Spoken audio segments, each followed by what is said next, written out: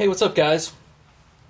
It's happy Easter to everybody. It's on Easter Sunday 2014, and I thought I would do a little video collection update because I haven't done one of these in a while. I've had a couple people ask me, you know, what do I have now, because my collection changes, it feels like all the time, but anyway, I'll get new stuff in and then I won't like it so much and then I'll get rid of it and so forth and so on. So anyway, I'm going to go through what I got now and try not to take forever on it because a lot of these you've seen before, some you haven't. But let's start with a Nook. Got my first Nook. You guys saw a video on this from Smoke Eater 908 that I did recently. It's the aluminum FU. Very cool Nook. It's got the logo on the one side, and on the other side, it's got a neat little difference to it. So I thought that was pretty cool. The FU Nook. These are neat little things. Actually haven't carried it or anything, but still a cool little piece. So appreciate Robbie hooking me up with that one. It comes with that cool little pouch that it's in. I thought was awesome with his logo on it. So that's my Nook. So I'll start with some productions first, get those out of the way, and then I'll get into my custom. Some of these you have seen. ZT0560 CBCF with the compound blade. This 110V. So cool little knife. I know some people have had issues with these flipping. Mine's a great flipper. So that's one production. I think this is the 0300. I'll start on this side. Yeah, ST. 0300 ST from ZT. S30V steel. This is the assisted opening. Pretty awesome, bulky user, cut through whatever you want type of knife. Don't use it much, but Boker Classic. Never ever done any more than just flip this thing. It's never been in my pocket. This is a pretty good specimen too, because Boker's known for not having the best quality knives that are out, but this one is this one's really nice. Good lockout, real smooth, dead center. Next up, we've got the Paramilitary 2 in the S30V steel. Great little EDC knife here, even though, as you can tell, I've never carried it. But it's really smooth. These are really nice, all around, really light, I guess a hard use type knife. I've got the actual military with the crewwear steel. Oops. Oh, she's tight. This is apparently, I hear great things about this steel, but haven't messed with this either. And I thought, yeah, it flips fine. It's me doing it. I was like, I thought this flipped pretty well. Haven't carried that either. Spyderco Domino with the blue lightning straight carbon fiber. Awesome little knife here. It's kind of small for me, but still a cool little knife. Really light again, a lot like the PM. Flips with the finger as well as the flipper. Flipper's awesome. You can choke up on this, which makes it a little more user friendly for me. A nice little knife. Get into a couple Chris Reeves. I've got the Omnumzon in the Tonto version, which I believe was a TNK special. I did not buy it from TNK. But Omnumzon is just a great freaking knife. And I bought this from a guy that actually used it. You can see a couple of the marks on the clip and everything. That's kind of what I wanted. I didn't want to be afraid to put it in the pocket. So I know you're not supposed to flick them, but it's my knife, so I can flick it. So that would be the Omnumzon, and then I've got a Sebenza 25. I've never carried this either. But ever since I saw this, I just wanted to have it. Great little production knife. Never seen literally the daylight. Great little knife though. Now we'll start getting into a little bit higher end stuff. My ZT awesome collaboration. This is probably the best knife production wise that I've ever seen or owned. The 0888. The ergonomics of this knife are just ridiculous. It's got a compound blade on it as well, with the S110V for the cutting edge. But I mean, I can't say enough about this, from the mill marks to the design features. And this clip actually flips over to be left or right side clip. Tip up carry on it, but it is just the look of the knife is incredible. And it feels awesome in the hand. It fits perfectly. Ergonomics are phenomenal. It is stupid smooth. I mean, just falls right on its own. Great freaking knife. I know they're hard to get, sold out. If you get an opportunity to get one of these, get it. I know they were selling for some crazy numbers before, but I don't know, they're worth $3 grand, but still a nice knife. Next up is the Rockstead Shin. My ugly mug in the background. Stingray inlay. I actually put this in the pocket earlier today for the first time. I've got a pouch that I carry this with because I've always been so afraid of scratching it. It's literally hardly touched at all. But the hard anodized aluminum handles, super smooth. Again, these knives, and I'm telling you, there's some haters on how much these cost, and I understand they are very expensive, but I'm telling you right now, there's not a better feeling knife in the hand than a Rockstead Shin. Do with that as you wish. If you think it's worth it, the price tag, get one. You will not be disappointed, I promise you. But the best polishing in the business, that's a fingerprint on there. It's not a scratch or anything. This is an untouched blade other than shaving my arm in that video that time. But I love this knife. I mean, this is just best production knife made ever, in my personal opinion. If they even call it a production. I know it's called a production knife, but it's as nice as any custom you're going to find. So, not telling you to get it, just telling you it's worth it. So, next up is the Grail for me for shear groff. That's my Model 95 multi-row bearings. Just a crazy, awesomely smooth S90V blade. I love this knife. I actually carried this today. I switched it up midday.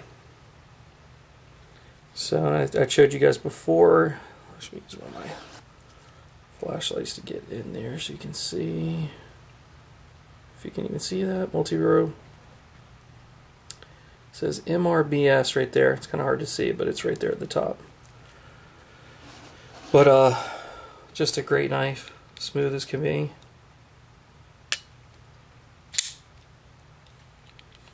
Awesome knife, and very, very hard to get. I mean, these are, I think, I can't remember, somebody recently sold one for like $3 grand or something, some crazy number like that. One of my other favorites is my shear groff Mod 95 dress model. Come on, baby, focus for me here.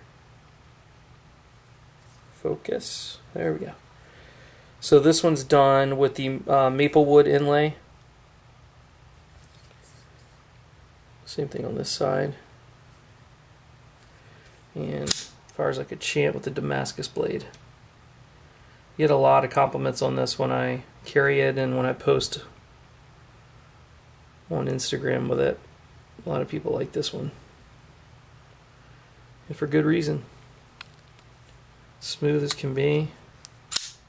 Fires out super fast. Great detent. Just an awesome knife. That's my 95 dress. Next up is my Curtis F3. that was murdered out by Chris Martin with Phantom Steelworks. It's the very first F3 he ever did that to. It was right after the collaboration. You can go back and watch my video on this for a little more detail. So I actually sent this to Dave Curtis to have him... actually, you know what? Chris Martin put this choil in there for me because I got cut on it one day. That's what started me on the F3s with the choils, and I've done it to all three of mine. But the other two, Dave actually did the choils in. So this was actually Chris did this choil, but we had file work on the spine of the blade, back spacer. Just Chris really did a great job with this. And when I sent it back to Dave, he anodized the pivot, the screws, and the pocket clip for me, which I told him I wanted it done, but I actually don't like it this color. So anybody, I could probably change it any moment. Look how smooth that is. Just awesome. So got a few of these. I got the F3 Frag, which I believe he caught some shit on from Monkey Edge, and the term frag. Frag was used a long time ago with grenades, so, but he was asked to stop calling it that. So there's only like 15 of these in existence, I believe. But I had in bronze. When I sent this back to him, this just had silver, just regular titanium, and I had him give me that almost purple color anodized. Looks great. On this one again, he added the choil in here because it was cutting you when it was in the closed position. If you went to flip it and missed, your finger would glide along the back and the blade was right there. But with the choil cut in, it totally takes that away, and it just makes it a much more functional blade, in my opinion. You can get up a lot closer if you need to do some intricate cuttings and that sort of thing. Again, this one is crazy smooth. It's a great knife, very cool. So that's the Frag, and then I've got the newest one to the group is the, I see that D10 on this one is a lot stronger. This is the diamond pattern. If it'll focus, there we go. I got to put some Windex on that, but when that thing's Windex, this blue is incredible. Just the anodizing he did on this was awesome. Same thing on the back. It almost looks purple today, but when you put some Windex on it, that one even doesn't even look blue. But you can see it a little bit. Once I put some Windex, it comes right out. So 3 of these guys are all super nice. Next up, I've got my Moser Creep XL. If you guys notice on this front bolster here, it's nice and clean and smooth. When I first got it, it looked like it had been chewed up by a bunch of keys, literally marks all up and down this bolster. And I sent this off to David, and he put her back to brand new for me. Didn't charge me a dime for it either. Sent him $10 to ship it back to me. But the clip was a little beat up. I had a few scratches on it when I first got it. And it's literally brand new. I love this freaking knife. This thing feels awesome in the hand. Nice big fat wide blade on it. Crazy smooth. Flips great. This is an awesome knife with a silver twill. And I thought about maybe, you know, I'm dying to get a dress model of one of David's knives, just probably like all you guys are as well. And I kind of tried to throw out there about him making me a Timascus bolsters on these, but he didn't seem to be biting on that one too much. So anyway, great knife, Creep XL. The one that's causing all the attention, which I think may be probably the most favorite of all my knives by my viewers and Instagram followers. They just absolutely love this blade, and I completely see why. And I actually got in on Dave's books this last time he opened them up. So I've got 2 more knives at some point whenever my name comes up. I don't know how far out he is on that. But this is the Solo V4. It's the larger version in the Wharncliffe or Hawkbill. I mean, to me, that's more of a Hawkbill than it is a Wharncliffe, but he calls it a Warnie. with the see-through cutaway scales. Done in a bead blast. Almost looks like graphite. And this awesome bacon Damascus blade. I did a really in-depth macros for you guys on this. If you guys want to go back and check out the other video, you can see it better. This is crazy smooth. So I've been offered pretty substantial money for this one. You know, there's a lot of nice die wares out there. I'm a huge fan of Eric's work, and but I've heard from many people that this is probably the best looking die ware on the market. So I think so too. So I'll go with you. Get almost 15 minutes. Let's get this thing going here. One of my most favorite knives right here. I'll tell you a story about this in a sec. I got this a while back, and the detent was really strong. I actually did a little detent war yesterday with a guy on Instagram. It was a lot of fun. Can't remember what knife he had, but it was a awesome detent, very strong. This one's got a strong one as well. I've learned how to flip it. But as far as action on a knife, this guy is so smooth, and the detent is so good. Much better than any. I've owned 5 Bodegas, I think, somewhere around there. And this one is the smoothest of all of them. The action is crazy. It's probably got to be cleaned out a little bit. Once it gets down to that closed position, it just kind of falls in there. But I love this knife. Now, I will tell you, I'm trying to, and I don't even know if they'll do it. I sent Mark a message. It appears, I looked on his Instagram today, and he's basically in Brazil or something. I'm not a huge fan of the orange and black. I know a lot of people like it. And it's not that I hate it. It's not my favorite. I'd rather have something different in here, but I'd love to send it back to him, have him pull out these inlays, and put something special in there for me. Not saying they will. They may tell me you're crazy, but I've bought quite a few knives from them, so I'm hoping maybe they'll oblige me to a certain extent. But anyway, that's the G10 titanium Bodega, and they're no longer making the titanium Bodega, so this is a pretty special piece. Next up is my other Bodega Lightning Strike carbon fiber. This is the black gold Bodega with the jeweled pivot in gold, backspacer, and pocket clip. And there's very few of these guys out there. So I've owned 2 of these. I sold the other one because I thought it was a little silly that I had 2 of the same exact knife. One of them was a little bit different, but this action on this one's much better than the other one, so I kept this one instead. This is the second black gold Bodega ever made. It's actually numbered in the inside. And again, I mean, all the Bodegas I've had are pretty smooth. This one's not quite as smooth as the other one, but it's still incredible. So solid black blade. This is just a great freaking knife. I love showing this one off. It gets a lot of attention. So anyway, it's my other Bodega, the classic. As some people say, the best flipper ever made. RJ Martin Q36.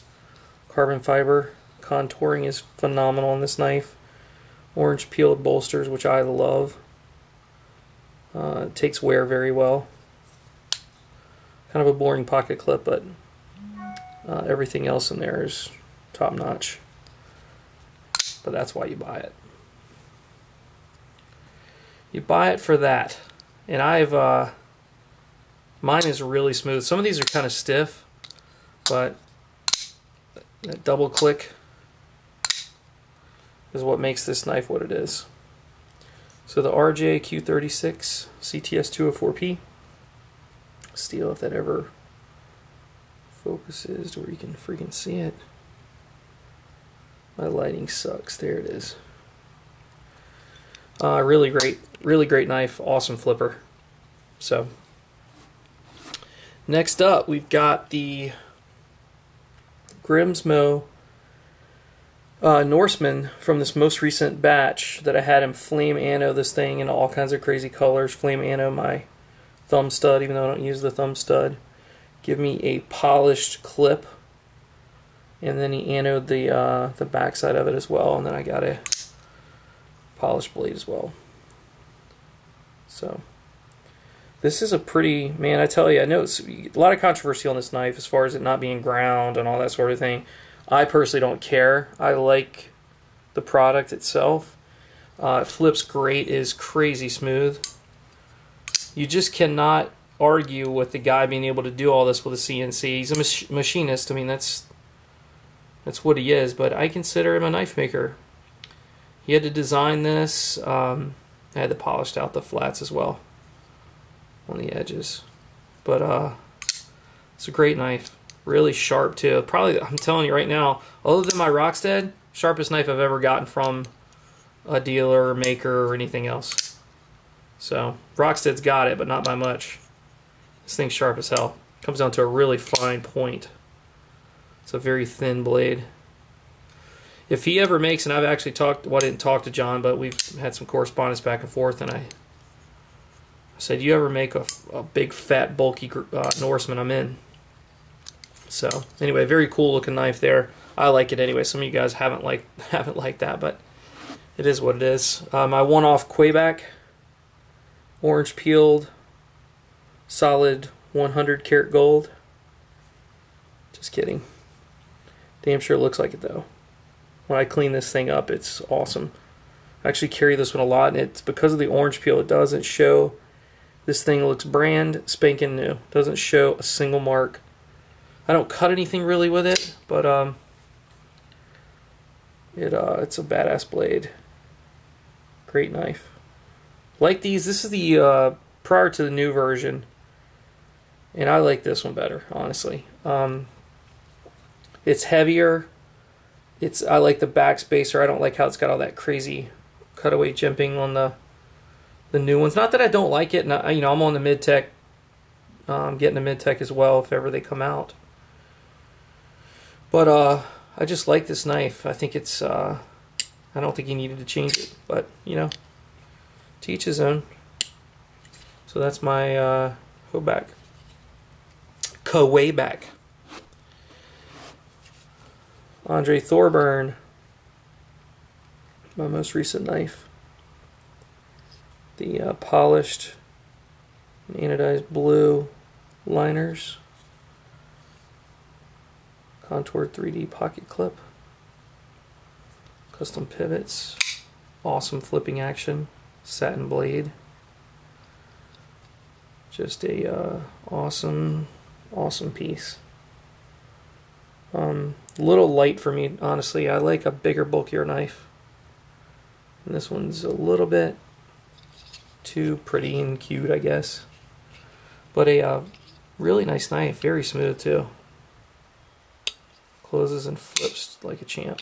So, I apologize for this thing going out of focus. It wants to focus in on all the knives in the background and not so much on the knives that I'm trying to show you guys.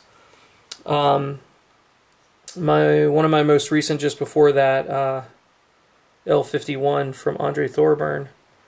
And I know this doesn't come out right. Go to my Instagram, GKTII, and you'll be able to see the colorations on this knife. It just doesn't show well underneath this crappy lights in my room here that I shoot the videos. This is the SJ75. This is a stealth model. You can tell by the pivot, but it's this is anodized, heat anodized instead of blacked out, but the blade is black. And this thing is just awesome. It's got the copper. If you look back at the other video of when I unboxed these two, you'll show the differences between this one and the other one. But honestly, I like this one. The handle on this one, but I love the blade on the one I'm getting ready to show you. So SJ75 Sky Juice from Mixed Rider Customs. And then this is the last but not least, same knife with the awesome Nightmare Grind. I love this freaking blade. And this one's got the full, it's called a half stealth, where it's half of it's in the full black and the other side's in the satin. And it's got stonewash flats. But those grinds are just incredible. And this is the newer grinds from Mix, a little bit longer Nightmare portion of the hollow ground there. It's got a different texturing on the MSC on the pocket clip as well. But just a phenomenal knife. And just to give you guys a heads up, what I'm trying to do, and I don't even know if it's doable because they're all made independently, but I want to get this blade on that handle. So what I want it to be is, let me do this real quick and I'll show you what I'm talking about. I want it to be like that with that grind on it. So it'll be the, instead of having the black blade or black handle, it'll be that handle with the Nightmare blade on it. So I don't know if Mick will be able to do it. I don't know if he'll want to do it. He may tell me to kiss his ass, and that's okay too. I love him nonetheless, even if he does. So anyway, guys, that was a tried to make it as quick as possible, but we're coming up on 26 minutes. So thanks for tuning in. That's the most recent collection update. I've got a Pohan Lou coming in, bluefin, that I'm getting some really cool stuff done too.